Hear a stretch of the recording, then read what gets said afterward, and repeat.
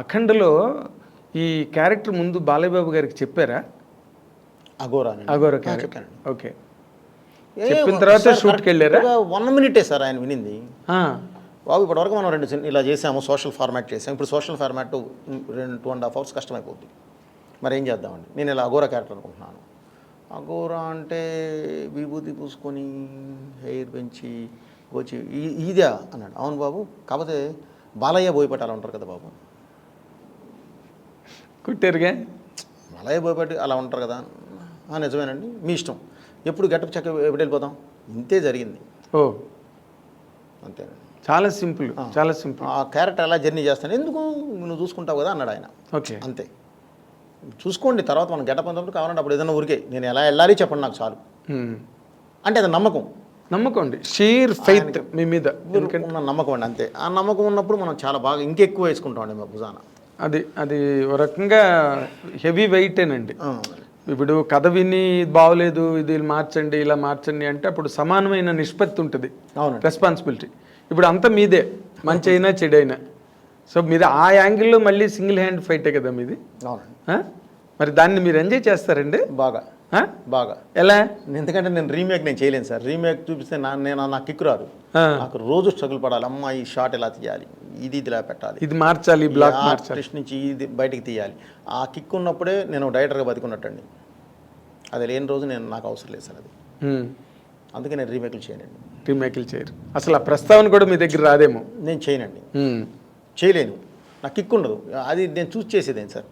మరే కరెక్ట్, నేను అది పెద్ద ఇబ్బంది పడతాను. నేను రీమేక్లు మధ్య బాగా డిసప్పాయింట్ కూడా ఎప్పుడు రీమేక్ అలా అని కాస్త నేను వాళ్ళతో చెప్పండి, నేను ఎవరితో సినిమాలే కూడా నేను రీమేక్లకి వెళ్ళాను సార్. ఎందుకంటే ఆల్రెడీ చూసిన సినిమా సార్ అది. నేను సో కొత్త పాయింట్ ఆఫ్ వ్యూ ఏదైనా ఉంటే నేను చేస్తాను ఆ రీమేక్లో కూడా.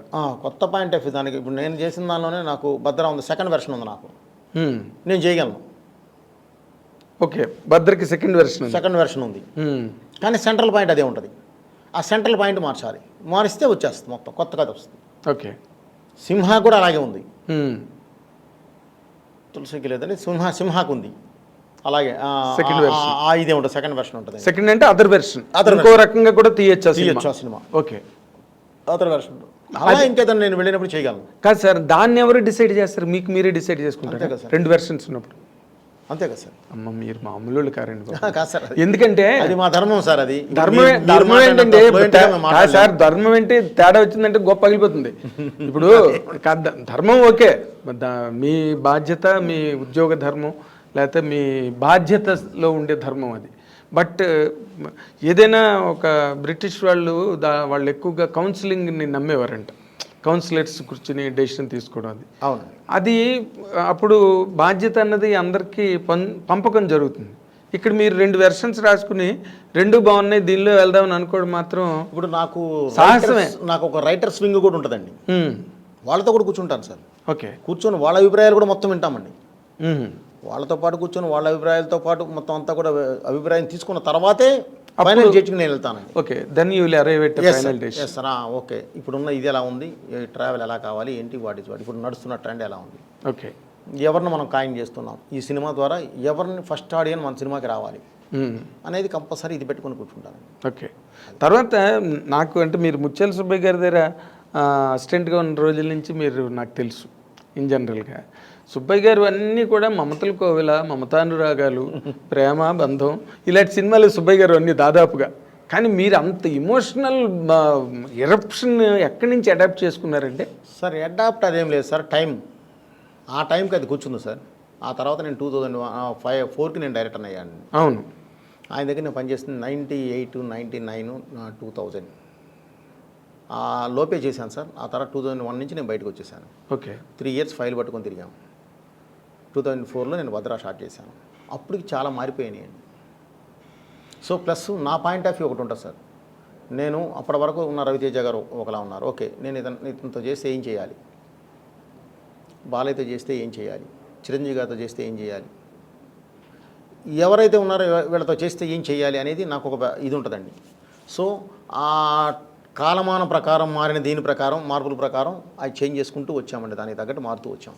ఓకే, ఆయన హ్యాంగ్ ఓవర్ ఏమీ లేదు మీ మీద. అది 3 ఏళ్ళు మీరు పనిచేసినా మీదంతా వేరే స్కూలు, అది ఎవరి స్కూల్ కాదు, అది రాఘవేంద్ర గారి సినిమా లాగా ఉండదు, కోడి రామకృష్ణ గారి సినిమా లాగా ఉండదు. అసలు మీది బోయపాటి సీన్ సినిమా సెపరేట్. ఇది మనం చేసామండి 100%. ఆ హెవీనెస్, ఆ ఎలివేషన్స్, అంటే ఆడియన్కి you will show a different world అండి. కొత్త ప్రపంచంలోకి వెళ్ళి వస్తాడు ఒకసారి ఆడియన్స్. అది సరైనోళ్ళని నేను ఫీల్ అయ్యాను. నేను మీకు సినిమా చూడగానే కూడా మీకు ఫోన్ చేసి చెప్పాను సరైనోడు. అప్పటి నుంచి నాకు ఐ ఫాలో యువర్ ఫిల్మ్స్, ఎందుకంటే వేరేగా ఉంటాయి, వేరే ధోరణి సినిమాలు అవన్నీ కూడా. ఇప్పుడు మీరు నార్మల్గా ఒక రవితేజ, ఒక రామ్ చరణ్ గారు, ఒక అల్లు అర్జును, బాలయ్య బాబు, ఇప్పుడు రాము, ఇది వెళ్తున్నారు. చిరంజీవి గారితో సినిమా చేసే సిచ్యువేషన్ ఎప్పుడు మీకు రాలేదండి? వస్తుందండి, కథ ఉండాలి సార్. కాదు, గతంలో కూడా ఎప్పుడు? గతంలో కుదరలేదండి, రాలేదు. ఇప్పుడు వచ్చిందంటే కూడా నేను కథ మీద కూర్చోవాలి సార్, ఎందుకంటే ఆఫ్టర్ అఖండ అన్నీ మారిపోయినాయండి. పెర్మిటేషన్. ఎందుకంటే ఆ సెక్టర్ హీరో బాలయ్య గారు కానీ, చిరంజీవి గారు, వెంకటేష్ నాగార్జున, ఇదంటే అదొక సెక్టర్ అండి. దానిలో చేసేటప్పుడు మెయిన్ పారామీటర్ ఏది చూస్తారా అంటే అఖండ చూస్తారు. ఇప్పుడు అఖండ లాగా నేను ఏదైనా కొత్తది ఎత్తుకొని చేయాలి చిరంజీవి గారి మీద. సో ఇప్పుడు ఏదైనా వస్తే దాని గురించి కూర్చోవాలే తప్ప ఇప్పుడు మన దగ్గర లేదండి కథ లేదు, అలా లేదు. ఇప్పుడు అదే మళ్ళీ చిరంజీవి గారితో చేసే ప్రపోజల్ ఏదైనా వస్తే అప్పుడు మీరు మళ్ళీ కొత్తగా ఆలోచించాలండి. అప్పుడు దాని మీద పెన్ను పుస్తకాలు పట్టు కూర్చుంటారు. వచ్చినా కూడా ముందే ఆలోచించుకోవాలండి, వచ్చిన తర్వాత అనేది కాదు. అదే ఒక కథ రాసి పెట్టుకుంటే ఎక్కడికి పోదండి. రాయలేదా మీరు? అలా కాదండి, ఇప్పుడు అఖండ తర్వాత వేరే విధంగా వెళ్ళాలండి. అఖండాకి ముందు ఉన్నాయండి చిరంజీవి గారి కథలు ఉన్నాయి, కానీ అఖండ తర్వాత పూర్తిగా మారిపోయిందండి. ఒక క్యారెక్టరైజేషన్, ఒక ఇది కానీ తీసుకొచ్చే విధానం కానీ మొత్తం అంతా వేరేగా వెళ్ళిపోయింది. సో ఇప్పుడు అంతది కావాలి, అతనితో చేయాలంటే, చిరంజీవి గారితో చేయాలంటే అంత కథ కావాలి. ఓకే, అంటే అది వేరే వేరియేషన్లో ఉండాలి, ఉంటేనే కరెక్ట్గా కూర్చుంటుంది. వేరే డైమెన్షన్ ఉండాలి. లేదంటే ఎలా పడతా అంటే దాంతో పోలిక వస్తుంది. సో అందుకని తొందరపడకూడదు. ఓకే. తర్వాత ఈ సినిమాలో హీరో నేను సీఎం అవుతానా అంటుంటాడు కదా, ఆ డైలాగులన్నీ ఏంటి? దాని తాలూకు ఆ సిరీస్ ఆఫ్ డైలాగ్స్ అన్నీ చిన్న, అంటే మనం పట్టుకోలేము, పట్టుకుంటే దానిలో చిన్న పొలిటికల్ టచ్ ఉంది. జనరల్ ఆడియన్స్ అయితే మాత్రం దే కెనాట్. అనేది రచ్చరవి గారి డైలాగులను ప్లస్ ఇది చెప్తున్నారు అంతే కదండి, ప్యాటర్న్ అదే ఆ స్కూలు. సార్ ఈరోజు మీరు చిన్న పిల్లవాడిని అడిగినా సరే పాలిటిక్స్ ఎలా జరుగుతున్నాయి ఏంటి అనేది వాళ్ళకి అవగాహన ఉంది.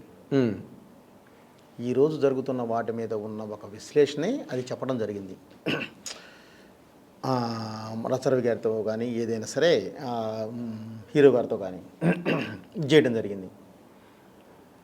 ఇది ప్రత్యేకంగా ఇది అనేదేం కాదు సార్, అది పొలిటికల్ సైన్స్ అన్నాం కాబట్టి దాని నుంచి అతను అడిగే ప్రొఫెసర్ అనే వ్యక్తి అడిగే క్వశ్చన్స్కి వాళ్ళు చేసే ఆన్సర్స్ని కరెక్ట్గా ఈరోజు లోకనీతి ఎలా ఉందో దాన్ని చెప్పామే తప్ప వేరే ఉద్దేశం కాదు. అవును, అదే నేను ప్యాథాలజిస్ట్ అవుతానని చెప్పి అతను ప్యాథాలజిస్ట్ అంటారు అని వాళ్ళగాడు అంటాడు చూడండి, లెక్చరర్ ఫ్యాకల్టీ అన్న తర్వాత వాళ్ళు లేచి అసలు ఈ ప్రపంచం ఎలా ఉంది, ఎలా బాగుపడాలి, ఎలా చెడిపోతారు అని చెప్తుంటే అన్నీ ఇటే మీరు దేన్ని ఉద్దేశించి రాసినట్టుగా ఏం లేదు, బట్ సటైరికల్గా ఉన్నా కూడా సార్ ఇప్పుడు సొసైటీ అదే చెప్తున్నాను సార్, చిన్నపిల్లలకు కూడా తెలుసండి ఏం జరుగుతుందో సొసైటీ. అవునండి, చిన్న పిల్లలకు కూడా తెలుసండి ఈరోజు ఏం జరుగుతుంది ఏంటి, వాటి ఎలా వెళ్తుంది ఎట్టి వెళ్ళిపోతుంది అనేది. అవును. సో అది మామూలుగా మనం